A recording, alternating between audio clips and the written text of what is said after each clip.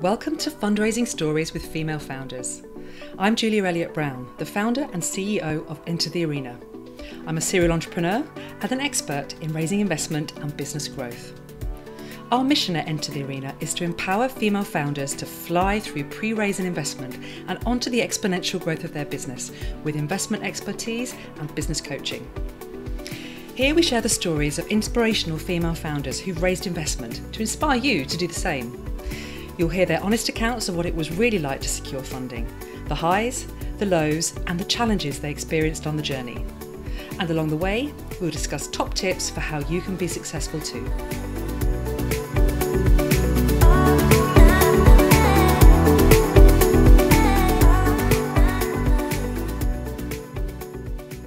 Today I'm speaking with Jenny Costa, the CEO and founder of Rubies in the Rubble. Now, over the last 8 years, Jenny's been taking on the fight against food waste with her conscious condiments business. She does this by taking the fruit and vegetables that would have been thrown away by the industry and transforming it into delicious, award-winning chutneys, relishes and ketchups. So this is a business firmly built not only on sustainability, but also on fantastic taste. And over the years, the brand has built a loyal and authentic fan base of retailers, restaurants, food lovers, proving that you can be commercial and conscious, which is fantastic.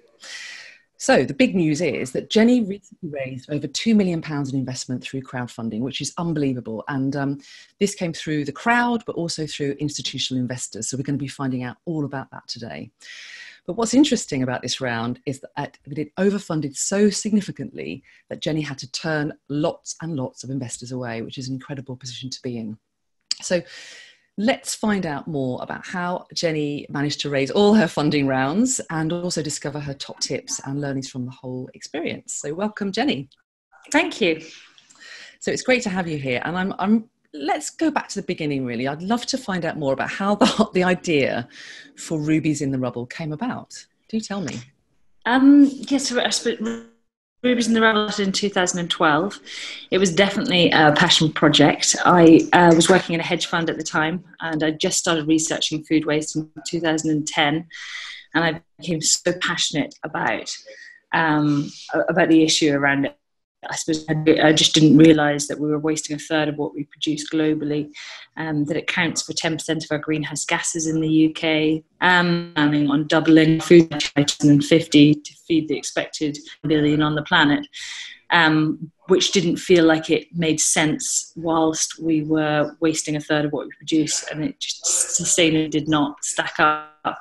To create a fun brand that championed great tasting produce and raised awareness of the need to treat food like a precious resource, but at the same time saved food waste and raised awareness around the issue. And that was really the start of Rubies. I've been brought up on a small sustainable farm in Scotland, so right at the very core of all my beliefs was this want for a sustainable food supply. From that, I suppose, was the love of food, and Rubies in the Rubble was the sort of the answer to that. So why? Tell me why there is so much waste. Where is the wastage happening?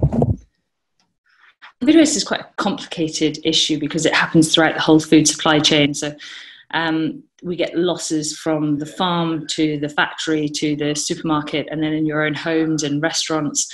It is an interesting one because it's a hard one to tackle as well.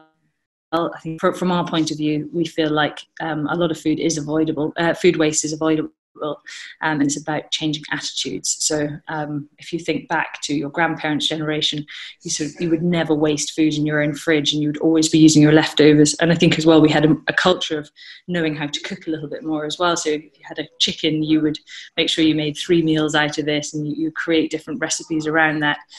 And I suppose it's sort of that's part of it, is the attitudes and the learning and the education side of it from the consumer side. But then there's also a lot of standards as well from on the farm level, which is where we deal with food waste, and we take direct from the farm. They get a lot of that's reduced colour, and that might just be purely sort of supermarket standards. So we're almost needing to pick fruit and veg way before it's ever ripe, to make sure that it has that shelf life to last the journey. So there's various different reasons for it. I suppose from our side, I think that we have become so far removed from our food supply chain, and we see food as a cheap commodity, and then changing the attitudes of how we can treat food and treat it like a precious resource. Because if you looked at pasta, that's a very cheap thing that a lot of times when you cook pasta you throw away half of it at the end, or you cook too much, whereas actually the carbon footprint of getting pasta to your plate and growing wheat, turning it into pasta, packaging it up, shipping it, putting it into your supermarket, getting it home, cooking it, and then you throw away a lot of it.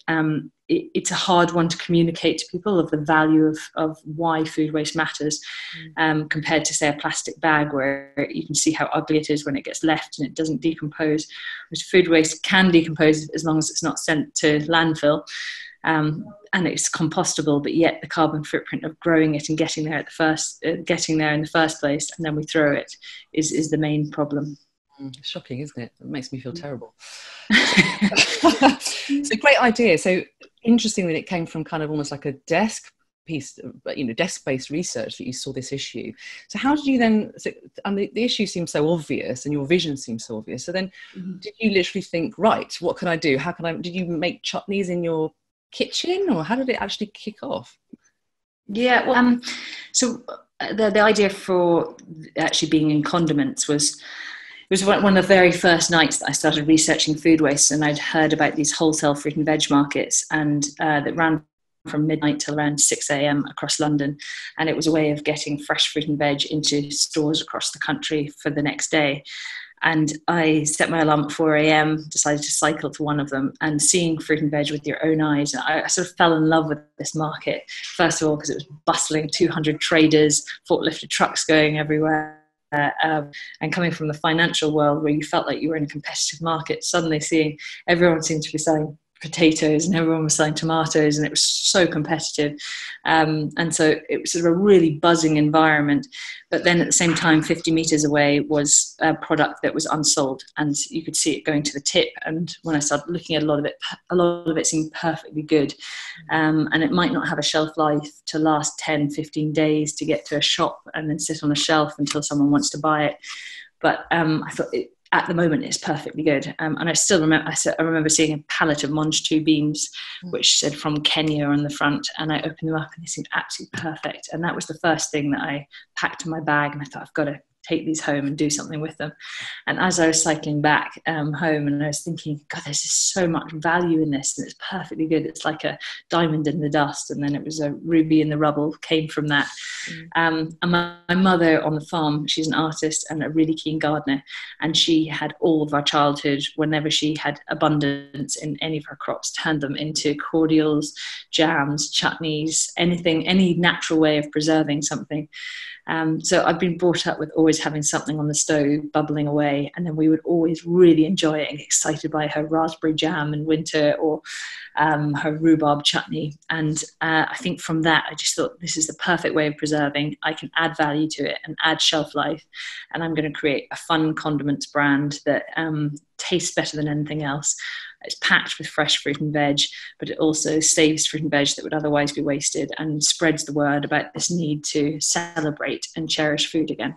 Brilliant. I love it. Fantastic.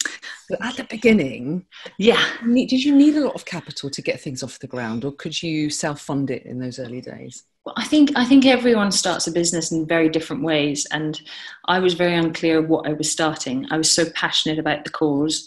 I think as well that everyone's personalities are very different. So right from the off start, rather than writing a business plan, I just thought, I'm 25 years old. I'm excited by this. I'm not excited by my current job. And I handed my notice and thought, I'm going to give this a shot. And I still remember my boss at the time, leaving a hedge fund and saying, you're going to make chutney. Everyone was sort of laughing quite a bit, but he was amazing that he just said, give it your best for 2 years and don't get distracted. Don't do it half-heartedly. But set yourself that timeline. And if it doesn't work, you can turn around, having learned so much about starting a business or trialing different things, different new skill sets. But you'll turn around and you'll be happy to close that door because you know that it didn't work for X, Y, and Z, but it's not because you didn't try hard enough. And I thought that was the best piece of advice when I went and left work. So I did leave very quickly. I had no business plan. I had a passion for what I was wanting to do. I tried selling it at a couple of farmers markets and got a buzz out of what I was doing, and loved having a product that other people wanted, and knew exactly what was in it. And then rather than raising investment, because I feel like raising investment is you're taking on a huge responsibility. You're taking on somebody else has put their money in you and believes in your idea, and I wasn't ready to take on that. I didn't really know where I was trying to go. We looked into pasta sauces for a while, soups, we did smoothies for the Olympics, we traded in all sorts of different things, and I really wanted to nail exactly what that was. We did get a couple of grants at the beginning, which was really helpful. I think I was very fortunate as well, having left a hedge fund. I had a bit of a bonus that I knew I sort of had about a 9-month window where I moved out of my old flat with my friend and moved into a shoebox in East London, and sort of had this sort of started really saving money, but knew that I could survive for 9 months. I got a part-time job from summertime, and just sort of, we were selling at Borough Market and then to a couple of delis, and trying to understand how this whole thing worked. I think supply chain from our side, every business has one part of it that's incredibly tricky. And for us, it was understanding the supply chain and understanding how we could get a continuous amount of supply and a reliable supply of surplus, and where that surplus was. Like, was it occurring in the markets, or was it occurring on farm level? And as we grew, we realised that it was the big farms that had contracts with supermarkets, where we wanted to target. But we needed to get to a big enough scale that we would be interesting for the farmers to work with us, because they weren't prepared to pack up a couple of boxes when they had 30 tons of fruit and veg being discarded, and we could only manage to take half a ton. So we eventually scaled by getting into more and more stores. We had some great restaurant listings as well. And then 2 years later, we moved into a proper kitchen. So I sort of struggled along with a part-time job, sort of doing everything off of a shoestring. We did everything in-house, our website, our label designs, doing everything as cheap as we possibly could for the first 2 years. And then when we realised there's a bit of we know where we're going here, we raised a small amount of investment in 2015, and then outsourced production, redid our branding, and started working with a sort of larger, with Ocado, Waitrose, and some larger players. So that first bit of investment, was that from professional investors, or was it kind of a friends and family round? It was from a VC called Mustard Seed Impact. So it's two guys that left, I suppose, the corporate investment world, feeling like the future was to have purpose-driven businesses, and they set up their own fund. And we were, I think, one of the first 10 businesses they invested in. And they've been amazing support. They've supported us ever since. And I think sometimes I look back on the way that I grew Rubies, and there's definitely ways that you could have done it quicker if you'd had an injection of cash right from the beginning. If I potentially had...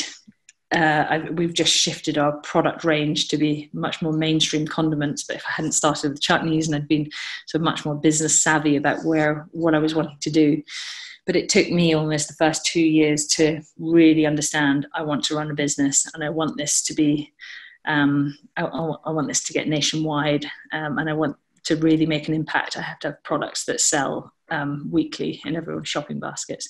So it was, it just took me that time to do that. But so there's huge value. I mean, there's huge value in that journey, isn't there? That journey that you went on is what made you actually so investable at the point where you did go out for funding. Yeah, and I think amazingly, having been in the kitchen for 2 years as well, spoken to so many different farmers, figured out our supply chain. And also, we were very fortunate that food waste was just starting to become at the top time. So it was 2010. It was a very hippie notion. In 2014, Tesco suddenly released their food waste figures, and there was a lot more press, and it was hitting the newsline and headlines. And as the only brand doing anything in food waste, we got a lot of press from that. So we were riding a bit of a wave, which was a fantastic thing to be doing as a very small business. So at the point where we started looking for investment, we had a lot of press, having been on BBC and Sky and CNN and Bloomberg and Times, and we, for the size of our company, we'd had a lot of exposure, and so people could see that there was an interest or a demand for what we were trying to do. It was now about getting some cash behind us, putting some resource behind, and actually as well looking at our products that we sold, because we were starting to realise that the people that loved our brand didn't necessarily buy chutneys, and that was where the pivot came from let's start creating products that people that are loving what we do are buying. So with that first round, I mean, many people talk about that first round being the hardest. Did you find it easy doing that first round, given the kind of momentum you had at the point where you were getting that money in? I think fundraising is always a journey, and I don't know if anyone ever finds it easy, but it was, I did a couple of pitches, and we were very fortunate that in the audience of, I think, the third pitch that I did was one of the Mustard Seed members, and immediately they just said, yeah, we're keen. We were also raising a very small amount. We raised 120k just to start us off. And we were very fortunate that they loved the direction that we were going in and really felt the value. So I think we were just at a fortunate point. I think this last round that we've done was a very similar story as well. That it was it was harder. It was a very hard start, and then once we got a bit of momentum, it sort of the floodgates opened. So let's talk about this last round then. So you did your initial round with Mustard Seed back in 2015, was it? Yes. Yeah. And then in 2019, decided to raise again through crowdfunding. So why crowdfunding this time? So I suppose the whole story was in 2018. We were looking to raise money. We were wanting to raise 1.2 million.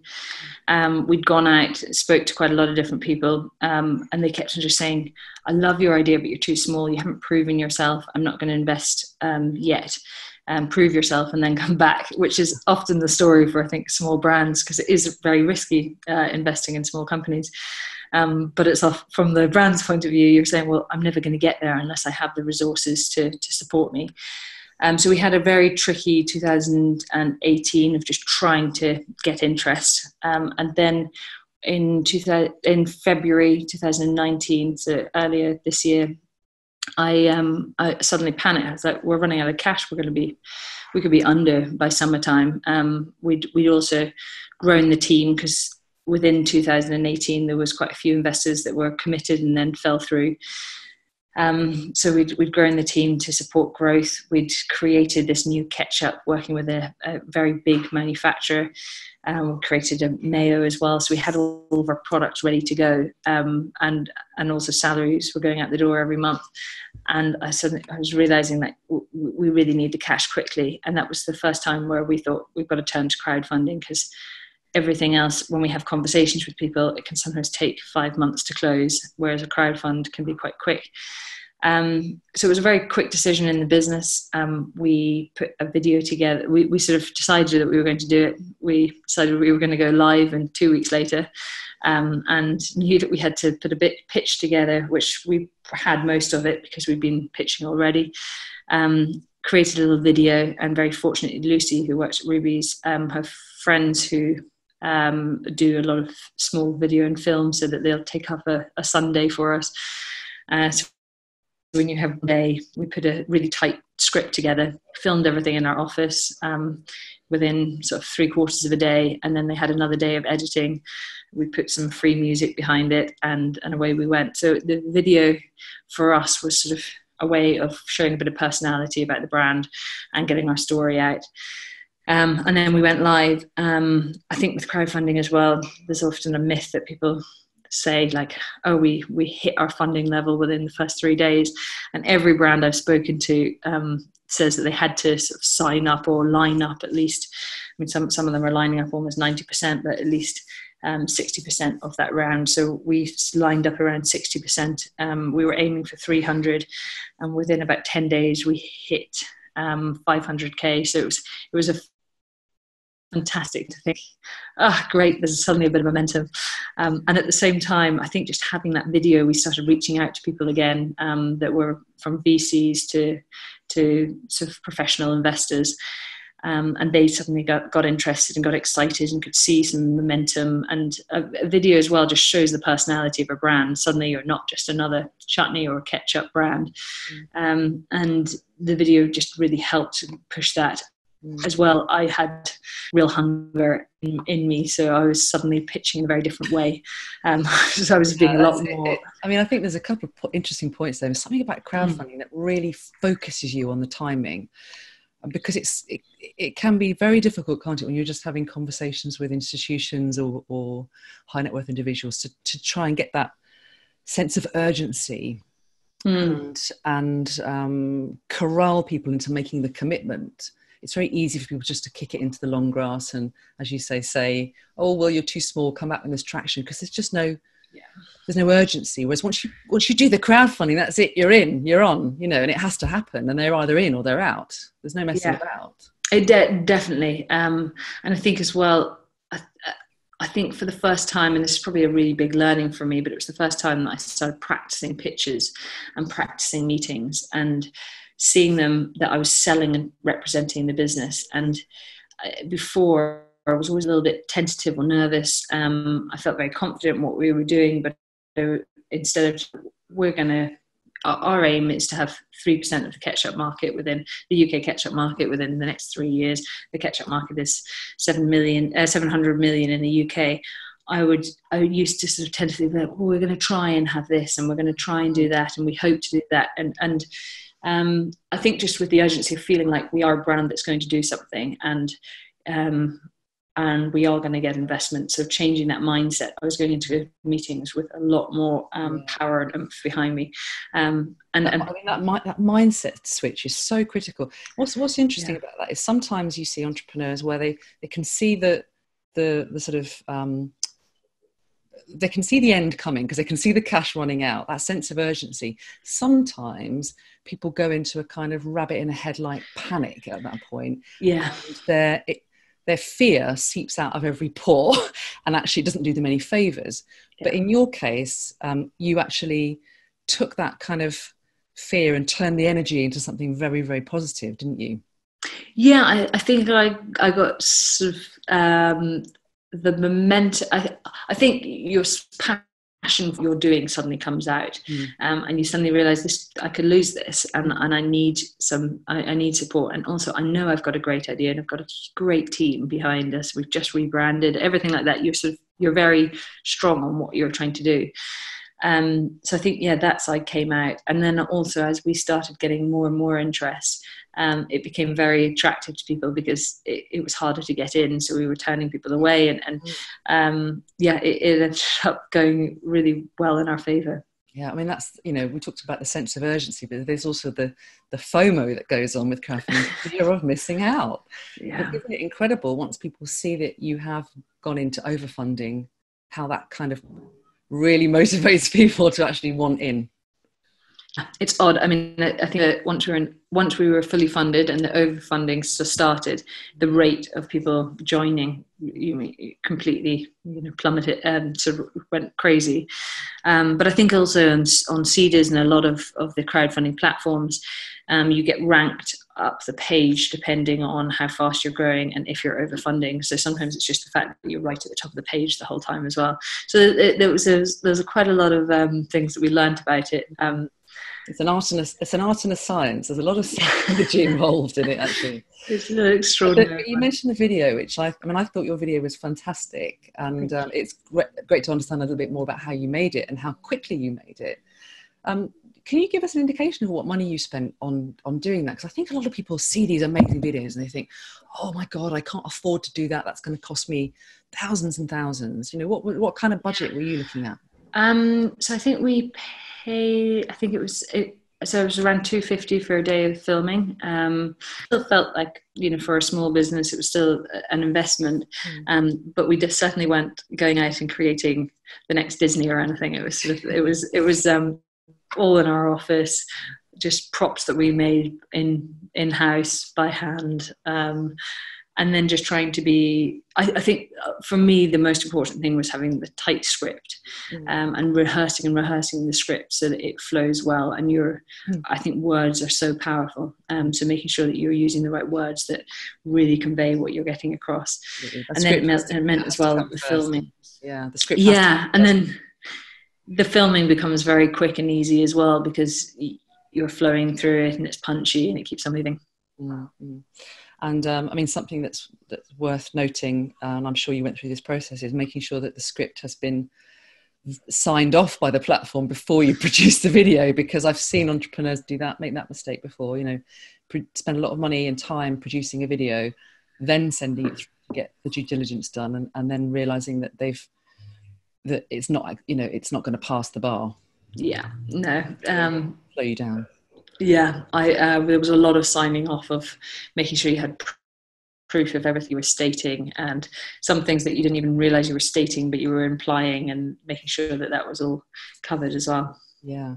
So unbelievable that you went out with a target of 300 and you ended up raising 2 million. So let's deconstruct that a little bit. So have you got a sense, or can you share with us the split of where those investors came from? How many were big investors, how many were small, how many were your customers, how many were institutional investors? What's your take on it?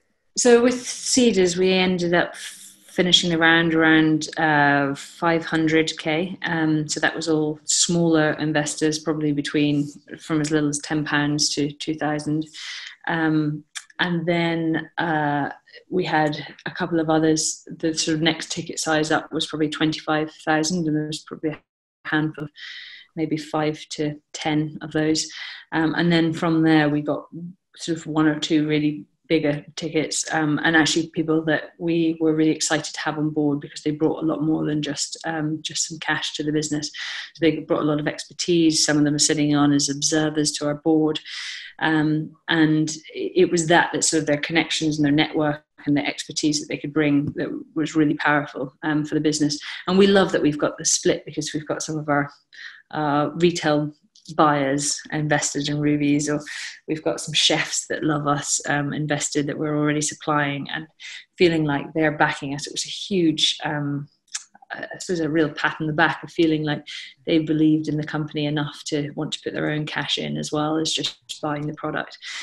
So we love the crowdfunding. I think it was an amazing opportunity to have people that had followed us over the years, and we had some amazing messages from people saying, I remember when you were in Borough Market, and now I'm so excited to be able to keep on supporting you, and feeling like you've got an army of people that have got your back, and that are customers across the country, and that we can sort of reach out to in times when we're wanting to question something or wonder what direction we should go into. We're looking at sustainable plastics or keeping in glass, and all those kind of questions. Is fantastic to have that base, but at the same time we've also got the 1 or 2 larger investors as well. So it was a sort of nice split, and the platform that we did it in, I think they organise and manage their investors very well.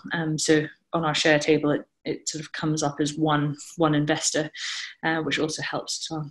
Yeah, absolutely. That nominee structure means you end up with a very, very, very messy cap table. Yeah. But I love it that you have all these key stakeholders. And I think people often think, I need to have all my customers. And it's not just customers, is it? It's suppliers, it's partners, it's all these people who have a vested interest in your business. Bringing them on board is amazing. Yeah.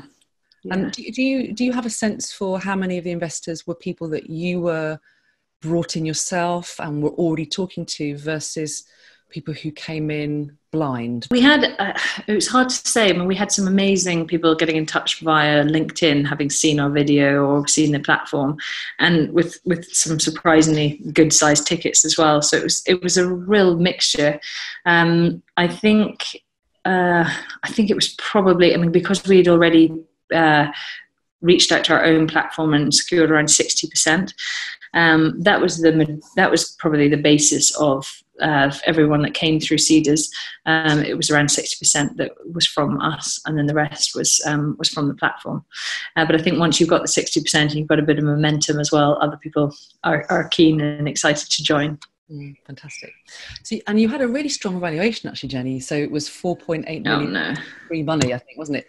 Did you, how did the market receive that? Did you get any pushback from them, or was that fairly straightforward?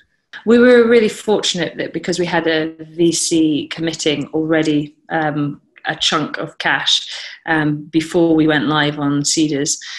The valuation was already set, and because it was set by an institution, people understood it and believed it. And even though our sales were very small, having I suppose our exposure as a brand and what we were doing as a brand and our link with this new manufacturer and moving into ketchup and mainstream products was the exciting thing. I suppose people were investing in the future growth rather than our sales or turnover to date. But it was this sort of unique position that we were in, that we had created a supply chain. We were the first movers in the food waste movement, and also had this amazing press and following behind us that people could see the momentum and the demand, and having switched from a product that no one really buys of chutneys to mainstream ketchups and mayos, there was this excitement of, we can see where this brand's going, and we're excited to join it. Yeah, so that validation from a professional investor or an institutional investor is really hugely helpful, isn't it? Yeah, hugely helpful. Yeah. So then let's talk about this bit about you having to turn people away. I mean, that must have been quite galling.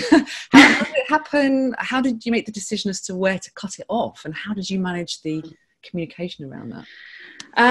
It was a really hard call, I think, for us. And it was some tricky conversations. I think with Cedars, especially in the crowdfunding, we were aiming for 300, and then very quickly, suddenly, it poured in and up to 500. And we would, at the same time, we're having conversations with a lot of sort of larger investors, but they were going to bring quite a lot to the table, and they were already supporting us with our networks and with our strategy and thinking of how we were developing as a company. So it was tricky. I mean, from our point of view, I didn't want to get diluted much more. So I had a cap of how much we wanted to raise. We had interest for around 2.8, and I knew I wanted to raise around 2.1 as a very maximum amount. So knowing that, we basically just took the people that invested last, which was a lot of the overfunded people. And it was just sort of going backwards of who were the last investors, and took a line out. Which we had one or two conversations with people, but people generally understood it and were sort of saying, I was just so excited by the brand and wanted to support you, but I'll have to support another way. So it was hard, but it was definitely understood as well. Yeah, well, it puts you in a good position should you ever want to crowdfund again, right? Yeah. It's pent-up demand. So the whole process then, given that you made that decision to crowdfund and got the video done really quickly and got it up within a matter of weeks, how long was it from the beginning of that raise to actually getting the money in the bank? So I think it was probably in total 2.5 months, just fairly quickly. Yeah. Yeah. That's good. Yeah, I mean, I think if somebody raises within 3 months, that's a really strong and well-run campaign. So congratulations. Thank you. I think it was but 3 months of how much of your time did it suck up? One person in the team was on it pretty much, sort of 70% of the time. So it's definitely a commitment. Our feeling was it probably wasn't going to be our first choice of raising cash. And as soon as we decided initially, and as soon as we decided to do it, actually, it's been so beneficial for us. It's got our brand out there. It's raised awareness. We've always sort of loved the idea of giving people the opportunity to invest. We just knew it was going to be a huge time commitment and quite a distraction. But actually, there were so many other things. I think because we had a lot to say as well, that we had new branding coming out, new products, it was a good time for us to get those messages out as well. So it was beneficial in so many different ways. Yeah, I mean, it in many ways, if people see crowdfunding as a marketing campaign, not just about raising investment, then the value of the time you put into it is much more easy to justify, isn't it? Yeah. Yeah, definitely. Yeah. So I just want to ask you a couple of questions before we bring the interview to a close, actually, around women entrepreneurs, female-founded businesses, and one of the things we've seen over the last few years is how successful women are at crowdfunding. Women have a 75% success rate on crowdfunding versus 55% success rate from the guys, which is great. What are your views on how we can get more women going out there and raising the investment they need to scale? Yeah, I think it's interesting. We actually did a pitch or a panel on women in investing, because we were quite surprised that although our brand and the people that follow us on Instagram and Twitter and people that buy us predominantly are female, we only had 20% of people on Seed's platform investing in us that were female. Wow. Which we were really shocked by. And so our panel, I suppose, was not so much just like, is it harder for female founders to raise cash? But is it also the problem that a lot of females are not investing in companies as well? And I think there is that sort of both sides of the coin, that often people like to invest in something they can relate to and understand. And I think that goes back to sort of old school business where you've got a room full of suits, and so they're much more likely probably to relate to somebody in a suit as well, and that sort of pivot of sort of needing both sides, needing more women to be excited and wanting to invest and interested in investing in small businesses, but also that females feel empowered and excited to be telling to businesses, telling people what they're doing, and being quite sort of a lot more salesy around what they're doing. I think that definitely from my personality and the way that I then changed the way that I was pitching, I felt like I think my leadership skills are a lot softer than potentially a male leadership skill, and then switching it to sort of be a lot more certain. It's almost like that old joke that people say, if a guy sees a job spec and there's one thing that he can do or two things that he can do on it, he's like, yeah, I'll apply. And if a girl's reading the same one and there's one thing she can't do, she's like, nah, I can't do it, I won't apply. And just having that confidence to be sort of a lot more assertive.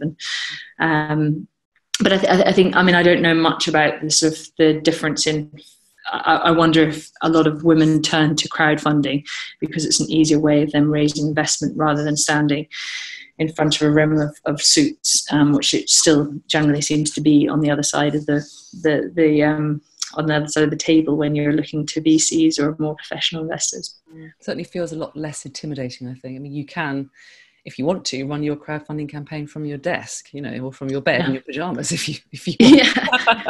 Yeah. It does feel a bit less intimidating, but also, as you have pointed out, you can't be successful necessarily unless you are also bringing in all those other investors, and some of them may be your tribe, but you've had to go out and have lots of conversations with institutional investors. So to get your success, you couldn't have done that from no. And I think what you say about the language, it's very interesting. It's subtle, isn't it? The change between that softer language you might use and then having to kind of be more certain when you're talking to investors. It's quite subtle. But it's like you say things like, well, we're thinking about doing this and we might, versus we will do this, and this is what we believe. Yeah. And just being a lot more confident with your language, it makes all the difference. Yeah. If you think, would you invest in a company that doesn't seem that certain about where it's going? And you start realizing that no one knows the future. No one's got the crystal ball. So it's just about showing that you have a plan and showing that you have this belief as well, because a lot of running a business as well is having that strong belief in what you do. Yeah, and if you have that strong belief, it acts like a magnet, doesn't it, to bring other people along with you, whether that's your team that you're recruiting, whether it's your customers, whether it's your investors. You're the captain of the ship and bring people along. Yeah. And did you find at all in the process any? Did you come across any gender bias at all, or did you not experience that?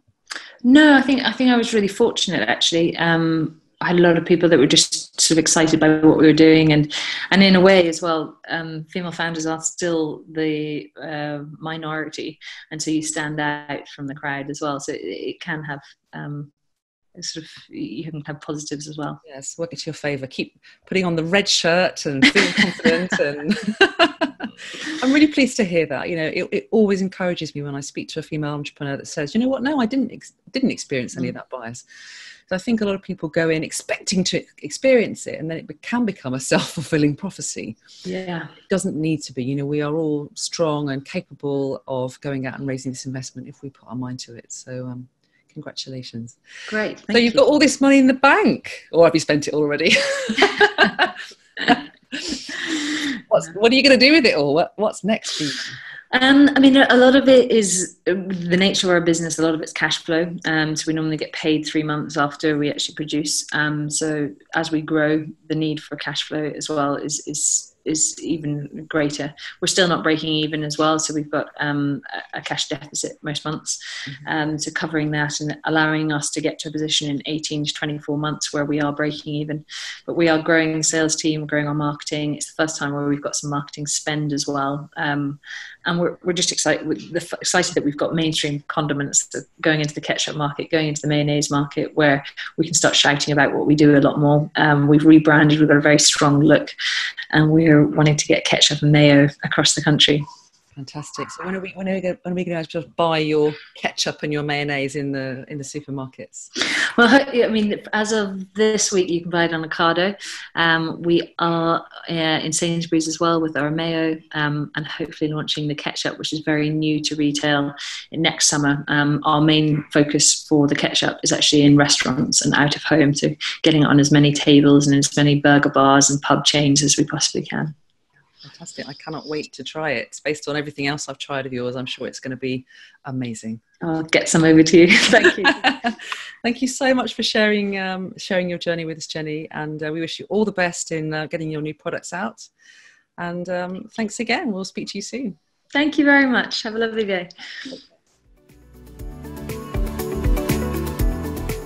Thanks for following Fundraising Stories with Female Founders.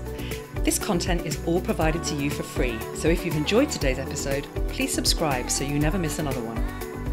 Enter the Arena has helped hundreds of female founders fly through pre-raise and investment and onto the exponential growth of their business. Our first-hand experience, expert guidance, and proven programs help female founders unleash the Wonder Woman inside. To see if we can help you do the same, head over to www.enterthearena.co.uk. I'm Julia Elliott Brown, and I look forward to talking with you soon.